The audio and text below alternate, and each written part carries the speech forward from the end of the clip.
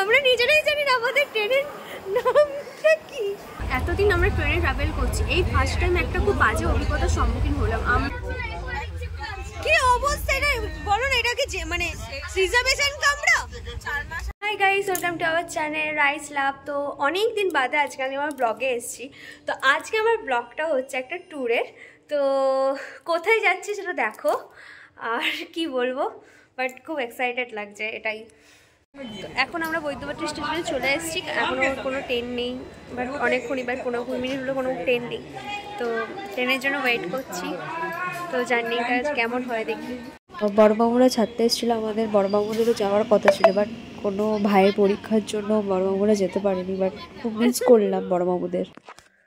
তো বন্ধুরা, আমি ট্রেনে উঠে পড়েছি। কোথায়? হাওড়া যাওয়ার উদ্দেশ্যে। ওখান থেকে শালিমার থেকে ডাইরেক্ট কোথায় এখন বলবো না, সেটা ব্লগটা দেখো তারপর বুঝতে পারবে।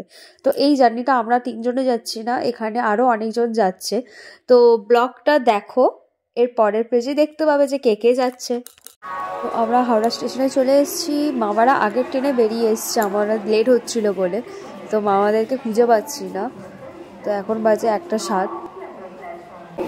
এই ফার্স্ট টাইম লাকিকে আমরা ছেড়ে 3 জনে কোথাও যাচ্ছি। লাকি ওর মাম্মা মানে আমার একটা দিদির কাছে আছে।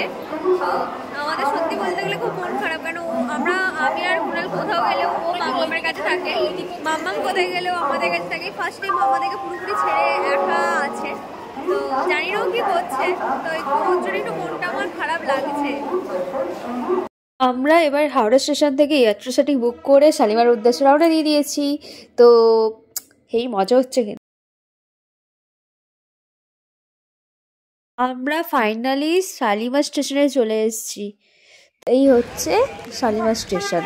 তো আমি একটা জিনিস কি, হাওড়া স্টেশন থেকে ইলেকট্রিসিটি বুক করা বাবা অনেক কম খরচায় তোমাকে শালিমার স্টেশনে পৌঁছে দেবে। আর এই আমাদের গ্রুপে সবাই চলে এসছে। এই হচ্ছে মেজো মামা,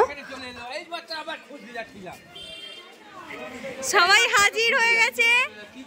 এইটা সবথেকে বদমাশ। এই হচ্ছে আমাদের পপার গ্রুপ। তো খুব হইচই হবে এবার। তো এখন আমরা এসে পৌঁছে গেছি শালিমার স্টেশনে। তো 3:10 আমাদের ট্রেন। আমাদের ট্রেনের নামটা কি গো? আমরা নিজেরাই জানি না আমাদের ট্রেনের নামটা কি।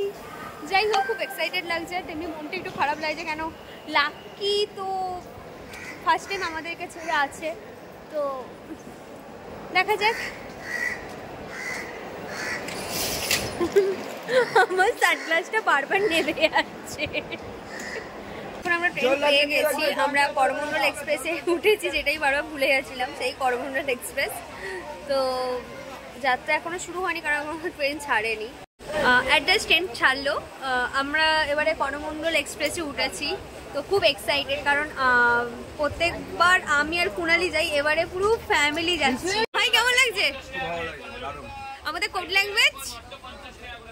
ল্যাঙ্গুয়েজ এখন। তোমার কেমন লাগছে? আমার খুবই খারাপ লাগছে। কেন? আমার বউ আমার পকেট থেকে 30,000 টাকা খরচা করে দিয়েছে, সেই জন্য।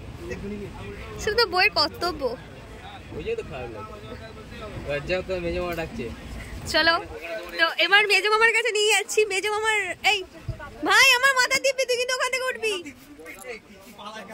তো এখানে হচ্ছে সিনিয়র সিটিজেন, এই একটা বুড়ি, সব থেকে বুড়ি। কি হলো মাম্মা? যেই জায়গাটা পছন্দ করো সেই জায়গাটাই দিয়েছো তোমাকে, কষ্ট হচ্ছে? এই যে হচ্ছে ঢ্যাসটামোর কথাটার মানে উদ্বোধন করেছে না কি বলে, প্রতিফলন করেছে, কিছু একটা বাংলা মিনিং আছে। এই যে নি এতদিন আমরা ট্রেনে ট্রাভেল করছি, এই ফার্স্ট টাইম একটা খুব বাজে অভিজ্ঞতার সম্মুখীন হলাম। আমরা করমণ্ডল এক্সপ্রেসে ট্রাভেল করছি, বাট কোনো কারণে বশত আমাদের এসিতে টিকিটটা পাইনি, তাই আমরা স্লিপারের টিকিটটা বুক করি। বাট আমাদের এই যে স্লিপারের যে কোচ আছে দেখে আমরা মনে হবে না মানে কোনো রকমভাবে যে এটা স্লিপার, মনে হবে না জেনারেল।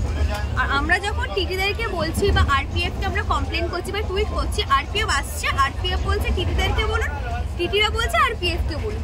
মানে খুব বাজে রকম অবস্থা আপনাদেরকে আমরা দেখাচ্ছি। দেখুন কি হালটা এখানে হয়ে আছে, এই দেখুন কি বাজে রকমের হাল। মানে কোনো রকম মানে সেফটির কোনো ব্যাপার নেই। লেডিস মানে টয়লেটের সামনে এক দঙ্গল লোক মানে দাঁড়িয়ে আছে, মানে সাংঘাতিক বৃষ্টির রকম অবস্থা। आप लोग उधर जाइए ना भैया, आप लोग उधर जाइए, आप लोग उधर जाइए। কি অবস্থা এটা বলো না, এটা কি মানে রিজার্ভেশন কামরা? মানে রেল কর্তৃপক্ষকে টুইট করো, ওরা যখন এলো যেরকম কমপ্লেন করা হয়েছে, তো কমপ্লেন করার পর যখন যারা জেনারেলে জাস্ট যারা উঠেছে অর্ধেক যাদের টিকিট কাটেই নে, আর দ্বিতীয়ত হচ্ছে যারা উঠেছে আর এক কিছু জন মানে জোর জবরদস্তি আমরা যাবো এরকম একটা ব্যাপার। তো আমার খুব বাজে একটা এক্সপিরিয়েন্স। আর রেল তো মানে কি বলবো, কোনো ব্যাপার আছে জেনারেলে টিকিট কাটাই ভালো না, মানে সাংঘাতিক রকম বাজে অভিজ্ঞতা। মানে মানে আমার আর কিছু আই এম স্পিচলেস। আমরা এখন বিশাখাপত্তনম স্টেশনে চলে এসেছি।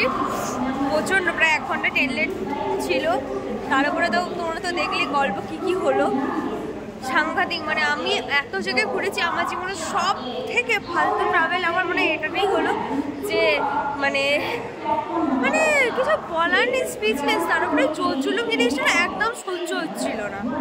তো যাওয়া যাক। তো একটু মনটা খারাপ লাগুর জন্য, তারপর একটু এক্সাইটেড। তো ব্লগটা পুরোটা দেখো, তো স্টেশনটা দেখাচ্ছি তোমাদেরকে। এই হচ্ছে বিশাখাপত্তনম স্টেশন। আর হ্যাঁ, আমাদের ট্যুরটা টোটালি আমরা ট্রাভেল এজেন্সির সাথে করছি। আর এখন বাজে 5:25। তো সবাই ক্লান্ত হয়ে বসে পড়েছে। তো স্টেশনটা আমরা দেখাচ্ছি, খুব সুন্দর স্টেশনটা, সত্যি খুব সুন্দর। 6টা বাজতে যায়, আমাদের ট্রাভেল এজেন্সির বাস এখন এসে পৌঁছায়নি। তো একই সাথে আমাদের ঘুম হয়নি, খুব অবস্থা খারাপ, তার উপরে আবার গাড়ি লেট। তো ওয়েদারটা এখানে খুব সুন্দর, না ঠান্ডা না গরম, বেশ তারপরে আমাদের ওখানে ওই ফেব্রুয়ারি মার্চের মতন ওয়েদারটা লাগছে ভালো। কিন্তু এখানে আর একটা জিনিস, খুব বাজে জিনিস দেখলাম, যে আসো না আসো এখানে 10 টাকার কয়েন এখানে চলে না, ভুলেও 10 টাকার কয়েন নিয়ে আসো না। তো এখানে অনেকগুলো জিনিস দেখলাম, উল্টো পাল্টা ভাট জিনিস আছে। তো এই হচ্ছে সেই বিশাখাপত্তনম, ভোরের আলো ফুটে উঠলো, আমাদের গাড়ি এখন এসে পৌঁছালো না। আমাদের গাড়ি চলে এসছে। তো এবার ভোরের হাওয়া খেতে খেতে আমরা হোটেলের উদ্দেশ্যে রওনা দিয়ে দিয়েছি। শরীর প্রচণ্ড টায়ার্ড, আর ভালো লাগছিল না, তার উপর প্রচণ্ড ঘুম পাচ্ছিল। তো হাওয়া খেতে খেতে এবার এগোলাম হোটেলের দিকে। তো একটু করে এগোতেই দেখলাম যে পাশেই সমুদ্র। তো সত্যি কথা বলতে এখানে একটা জিনিস নোটিস করলাম, এখানকার রাস্তাঘাট এত পরিষ্কার, এত পরিচ্ছন্ন, তার উপরে কি টোটালি সাজানো। তো আমি বলে দিই, আমি ভাইজ্যাগে এসেছি। তো এই ভাইজ্যাগ ট্রিপটা নিয়ে আমার কোনো আসার ইচ্ছা ছিল না, বাট পরে এসে ভাবছি যে উফ, নাহলে ভাই বিশাল মিস করতাম।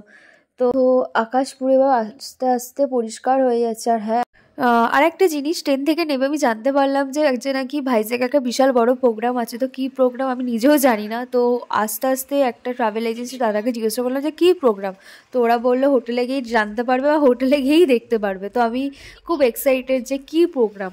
তো ব্লগটা দেখো কি প্রোগ্রাম। তো আমরা এখন চলে এসেছি, আর এই হচ্ছে আমাদের হোটেল।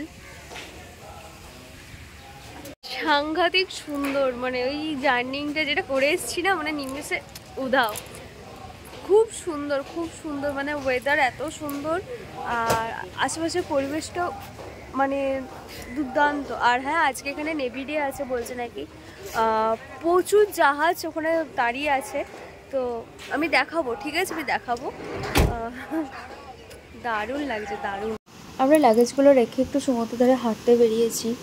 মানে এত সুন্দর এই সময় লাগছে, একটা স্নিগ্ধ পরিবেশ, শান্তির পরিবেশ, শুধু কানে আসছে সমুদ্রের ঢেউয়ের আওয়াজ, একদিকে সূর্য উদয় হচ্ছে, মানে একটা স্নিগ্ধ পরিবেশ, না দেখলে চোখের সামনে থেকে হারগিজ বিশ্বাস করতে পারবে না। আমাদের হোটেলের ছাদ থেকে পুরো সি বিচটা কত সুন্দর দেখা যাচ্ছে। তো আমার কাছে এটা সত্যি বলতে খুবই উপরি পাওয়া। বাট পরিবেশটা এতটাই সুন্দর যে কোনো কথা হবে না, তার উপর এখানে কত জাহাজ দাঁড়িয়ে আছে। এরপর একটা খুব সুন্দর একটা জিনিস দেখলাম, পাশের হোটেলের ছাদে একটা ছোট্ট কাঠবিড়ালি কুটুস কুটুস করে কিছু একটা খাচ্ছে, এত সুন্দর লাগছিল না। তো আমাকে কুণাল বলে এটা ক্যাপচার করো, মানে দারুণ লাগছিল। আমি অনেকগুলো ভিডিও তুলেছি, তার মধ্যে আমি এখানে একটা দিলাম। তো হ্যাঁ, আর একটা জিনিস, যদি ব্লগটা তোমাদের ভালো লেগে থাকে প্লিজ লাইক আর সাবস্ক্রাইব করো। আর নেক্সট পার্ট আরও আসছে।